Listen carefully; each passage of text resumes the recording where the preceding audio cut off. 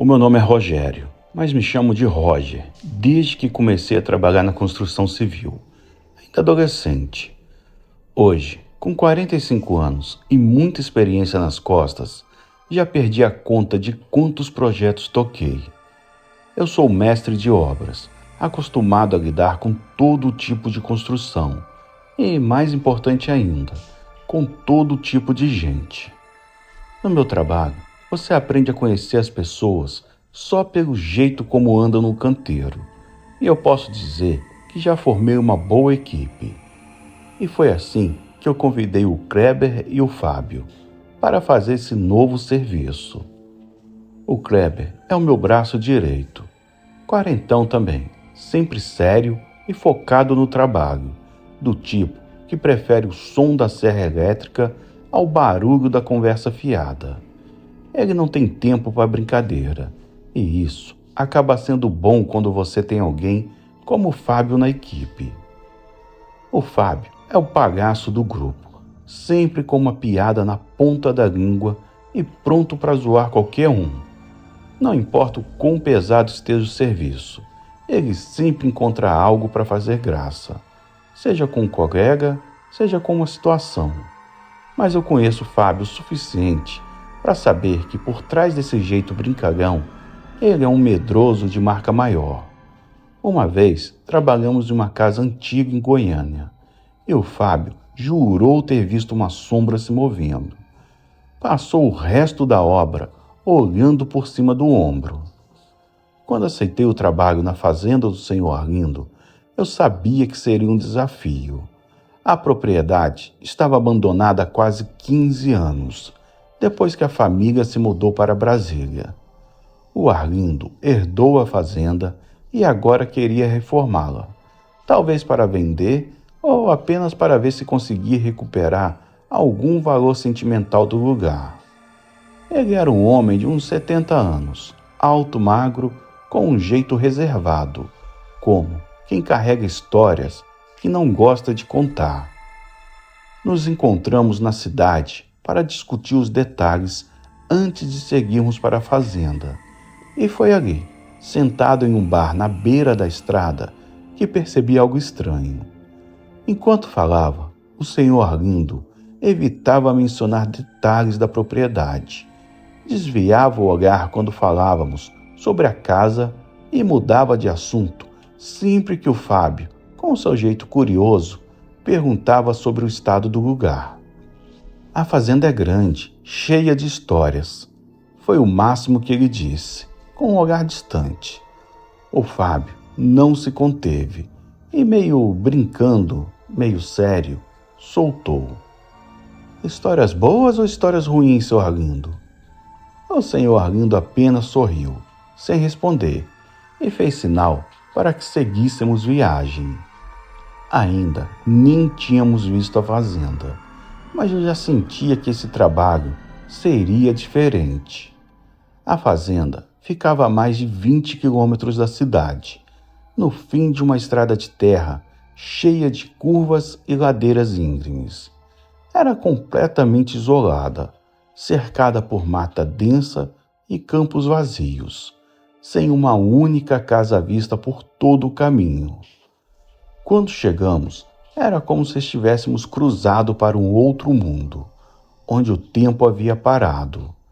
A casa principal era imensa, mas o abandono e o tempo haviam transformado o lugar em uma estrutura decadente. Telhas caídas, paredes descascadas e janelas quebradas deixavam claro que ninguém havia pisado ali há muito tempo. O senhor Arlindo nos deixou na entrada da propriedade, uma cancela velha de madeira, e desceu para nos dar as últimas instruções. Vocês vão precisar começar pela limpeza e demolição dos galpões ao redor, disse ele, olhando para o mato alto que escondia e cobria tudo. Depois, reforcem a estrutura da casa principal. O objetivo é deixar o lugar habitável novamente. Mas não se preocupem com detalhes. O mais importante é estabilizar a construção. O Fábio sempre brincalhão, tentou aliviar o clima. Tá querendo deixar bonitinho para vender, né, seu Arlindo? Ou é para assustar uns turistas? Ele soltou uma risada, mas ninguém acompanhou. O senhor Arlindo apenas o olhou sério e disse: o trabalho é simples, mas tenham cuidado. À noite, fiquem na área do acampamento. Não se afastem da luz. O Kleber apenas assentiu, como sempre, focado na tarefa. Ele era do tipo que não questionava, seguia as ordens e preferia evitar qualquer conversa desnecessária. Já o Fábio, por mais que gostasse de rir, estava claramente desconfortável. E por que a gente não pode entrar na casa à noite? Perguntou ele, tentando fazer graça. Mas a voz soou fraca. Arlindo não respondeu de imediato. Apenas nos encarou por um momento, como se dedicasse, se valia a pena explicar. Tem coisas que é melhor deixar quietas. Vocês vão entender. Sem mais uma palavra, virou as costas e foi embora, deixando a poeira da estrada subir e desaparecer no ar. Ficamos trabalhando e ajeitando as coisas durante o dia, mas no primeiro dia não deu para fazer muita coisa. Logo a noite começou a chegar. Nós três ficamos ali, olhando para a casa à nossa frente. O silêncio parecia mais pesado agora, e o vento balançava as folhas das árvores, como se houvesse algo escondido, observando. O Fábio tentou disfarçar o nervosismo com outra piada, mas ninguém riu. Sabíamos que, a partir daquele momento, nós estávamos sozinhos. O Kleber ergueu a cabeça de repente e, com um olhar sério, disse: Vocês ouviram isso? Fábio, que até então não parava de falar, ficou em silêncio. Eu não tinha percebido nada, mas o Kleber raramente se enganava com essas coisas. O som veio novamente, distante, como um murmúrio que se misturava com o barulho das coisas ao redor. Não era o barulho comum do vento, era algo que parecia se arrastar pelo ar. Fábio tentou forçar uma risada, mas a expressão em seu rosto dizia o contrário. Deve ser algum bicho, né? Ele disse, mais para ele mesmo do que para nós. O Kleber não respondeu, apenas ficou parado escutando. O silêncio se seguiu e era quase opressor, como se toda a floresta tivesse parado para ouvir. Foi aí que todos nós sentimos.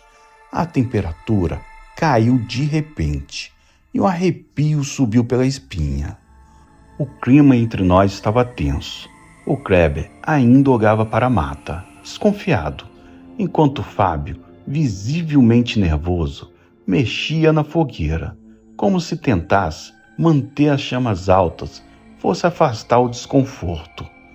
Eu tentei manter o foco na tarefa, mas não podia ignorar a sensação estranha que estava no ar, como se estivéssemos sendo observados de algum lugar na escuridão.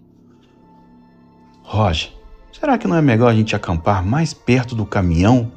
Sugeriu o Fábio, finalmente admitindo o seu desconforto. Kleber balançou a cabeça, ainda atento a qualquer som. Sei que estava todo corajoso mais cedo, agora quer fugir?